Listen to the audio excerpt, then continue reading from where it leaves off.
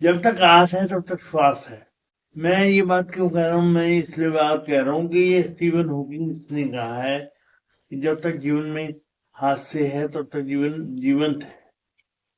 हम पराये जीवन को जीने की आशा ही छोड़ देते हैं, तब हमारे जीवन में निराशा का भाव होता है, निराशा पैदा होती है। निराशा से मुक्त होने के लिए हमारे पास एक ही रास्ता है, स्वयं पर हंसे और मुस्कुराने का मौका दें खुद को। क्योंकि अगर आप खुद पर मुस्कुरा नहीं सकते तो कोई आप पर मुस्कुराएगा नहीं। आपकी मुस्कान ही आपका दायित्व बनता है, आपका मुस्कान ही आपका सबसे बड़ा कारण है जो जिंदगी में आपको प्रसन्न रखेगा। जिंदगी जितनी मर्जी कठिन हो, पर ऐसा कार्य कुछ जरूर होगा जो आप कर सकते हैं। बस स्वयं पर विश्वास रखिए और उस कार्य को कीजिए जिस काम को करने में आपको आनंद आता है।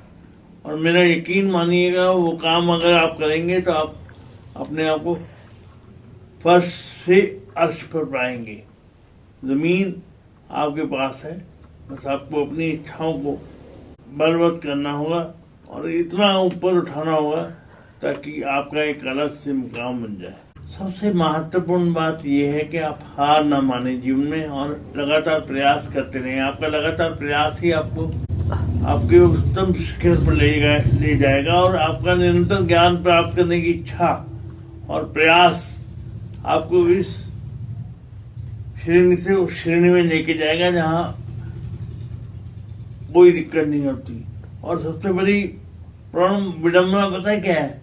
कि हम प्रॉब्लम ओरिएंटेड सोच रखते हैं और जब हम प्रॉब्लम को सोचते हैं तो प्रॉब्लम बड़ी हो जाती है। इसलिए प्रॉब्लम को और पूर्णता को अलग अलग रखें। प्रॉब्लम हमेशा आएगी जिंदगी में। अगर आप अपग्रेड होना चाहते हैं तो अपने सॉफ्टवेयर को भी अपडेट करना पड़ेगा।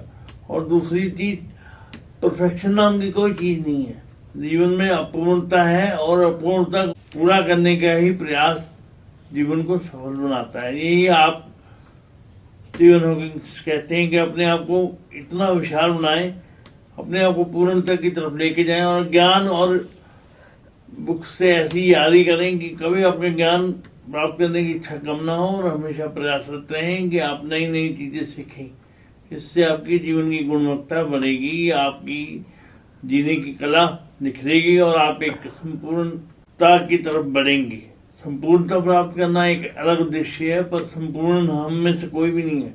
इसलिए ये भ्रम में ना है कि संपूर्णता ही आपका परम उद्देश्य है। धन्यवाद।